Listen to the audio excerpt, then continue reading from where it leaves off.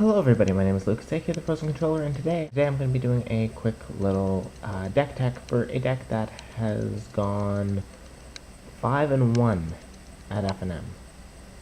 2-1 the first time I played it. I placed like 4th or 5th, but then I went 3-0 the next time I played it and came in 1st. So I'm pretty happy with how it turned out, especially since it is incredibly budget. Like, for a deck that is this good, it is incredibly budget. The deck, of course, is mono red Kiln Fiend. So let's get started with mana base. 16 lands, 1 wooded foothills. This is optional. I would recommend playing any fetches you have that can get mountains, just to make the deck run a little smoother. But if you don't have any, it still works. So yeah, fetches, run them if you got them, and then just 15 basic mountains. Or then the rest is just basic mountains.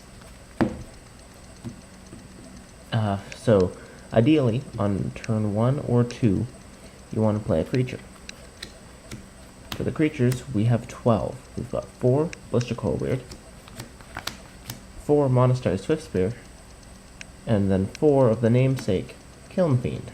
Ideally, you want to slam one of these as quickly as possible, but the weaknesses of the deck are because of these cards being targets for removal.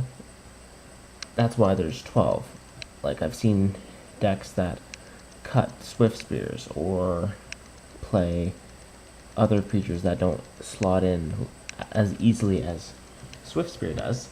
And the reason I run 12 creatures that I can storm out with is simply because if I get, like, say my Ballistical Weird gets Fatal Pushed and then my Kiln Fiend gets Inquisitioned, I still have 10 threats in my deck. Whereas if I didn't play 12, I would have less threats left in my deck, and it'd be more likely that I would just get run over because I wouldn't be able to do anything. So, first thing you want is one of those in play. Then, next in line, we've got Rituals.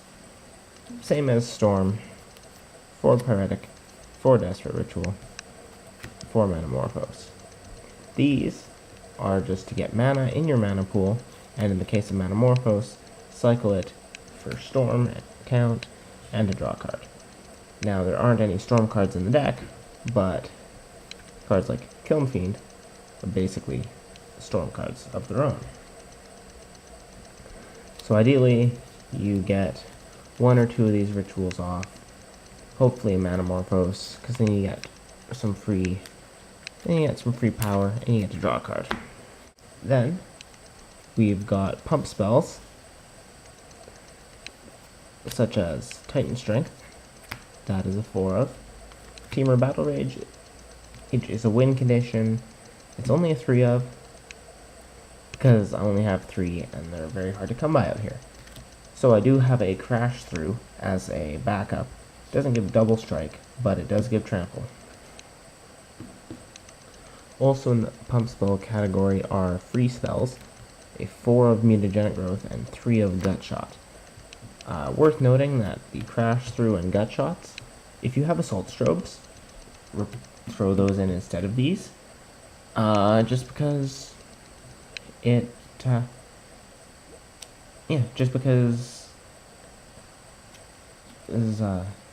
the Gut Shots to the sideboard, because it is nice to have those free spells at times. But Assault Strobe, just 1 red, target creature gains double strike. Again, hard to come by out where I live. So that's why I don't have any.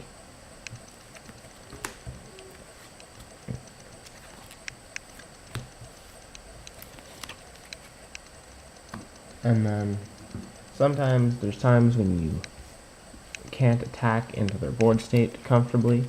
For those times, we have 4 of Apostle's Blessing, which is just amazing. protects your creature from removal, protects your creature from blockers, and you can do it for 1 mana, and it also can protect from artifacts, which is relevant because affinity is a thing that exists. Then fling, because sometimes they have an ensnaring bridge or something, and you just straight up can't attack, but you can still fling a massive Kiln Fiend at their face. So this is the ideal play here. You want a Kiln Fiend out, and you just go Manamorphose, Titan Strength, Mutagenic Growth, Apostle's Blessing, Temur Battle Rage. Switch these up if your opponent has red creatures. And then you just swing in for lethal damage. And that's really all there is to the deck. Just get a creature out, pump it up a ton, and swing for the fences. It's actually incredibly effective. It's like decks like Elves and Storm, which don't really run removal, or at least game 1 they don't run removal, and they don't run hand disruption and stuff. Decks that are more focused on their own game and don't really interact with your side of the board, those are the decks you will have a great game against. Decks like 8-Rack and Jund and Abzan, Mono Red Tron. Normal Tron is actually an extremely good matchup because Normal Tron runs like 1 Dismember as removal. And yeah, Mono Red Tron runs like Lightning Bolt and Board Wipes main board. So those deal with this. But any deck that has removal and hand disruption in the main, Black Devotion does. Actually, I know I didn't, so I don't think a lot of people run hand disruption in main board and Black Devotion, but definitely sideboard. Any deck that has hand disruption or removal will have a very, very good matchup against this deck. But if you're lucky enough to run into non-interactive decks that don't really care about what you do, then you'll have games where you just you'll have games like I had a game where I went turn 1 Swift Spear, and then turn 2 had multiple Manamorphose, multiple Manamorphoses, a Mutagenic Growth, and then a Temur Battle Rage on the Swift Spear. And I hit them for 19 damage on turn 2. And the reason that was lethal is because I dealt 1 to them already, because it has haste. No, a very good game 1 deck. It gets a little worse in game 2, because if you win game 1, you won't be on the play, and you will, if you don't win game 1, then you're on the play for game 2, which is fine. But if you lose, or if you win game 1, then you're on the draw, and you're also facing off against sideboard cards, which is no good. Now, sideboard. This is actually a very interesting sideboard. So let's go with the obvious one: 3 lightning bolts. It's a red deck. You have to have lightning bolts in there somewhere. Just great removal. You can point them at your enemy's face. Switch the gutshots out for these when you're sideboarding, unless you're in a matchup where the gutshot is really good, like Elves.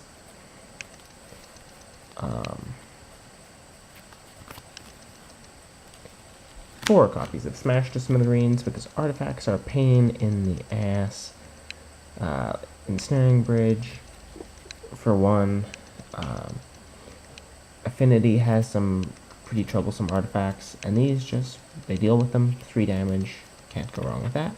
It's essentially lightning bolting them and destroying them with their artifacts. Yeah, it's literally instant speed lava spike and smelt in 1 card. Young Pyro as a 2-of in the sideboard, just in case you run into something like, in case you run into something that just shuts down your strat of attacking with 1 creature, you can go wide. If there's life gain decks in your meta, such as Grishelbrand or Grishelbrand, Allies, Mono White Martyrs, anything like that, Skullcrack. I personally went 4 because we have life gain decks in our meta. You can cut these down and probably pretty safely to 2 if you don't, or even 1, and replace them with things like, well, things that are more meta dependent. I will say that this slot right here, these 4 slots are the meta slots. And now this again depends on what's in your meta. If you've got decks like Dredge, Living End, that kind of thing in your meta, then these will not do the trick. But if you have decks like Storm, or any other deck that casts a lot of spells from their graveyard, not Dredge because they only cast 1, maybe 2. Ash Zealot completely hoses Storm. Whenever a player casts a spell from a graveyard, Ash Zealot deals 3 damage to them. Replace these with Relics for other matchups, but I found Ash Zealot is one of the best cards against Storm. So that's the end of the deck tech. I think the deck is pretty budget. Like, if you don't go for the Wooded Foothills, the rest of the deck probably costs about as much as that Wooded Foothills did. Although Metamorphosis might be a little pricey still. I'm not sure. But the rest of the deck is dirt cheap. It's dirt cheap. And especially for its price range, it is very powerful. It's actually the only deck that isn't considered tier 1 that I've gone undefeated at an event or online with. So, would highly recommend it. I'll put a link to a deck list in the description, which should have like the price and stuff. And if you were confused about any of what was going on in the video, you're good to go. Anyways, thank you everyone so much for watching. If you liked it, please leave a like down below. Subscribe for more quality content, and I'll see you in the next video. Bye. What am I doing with my hand?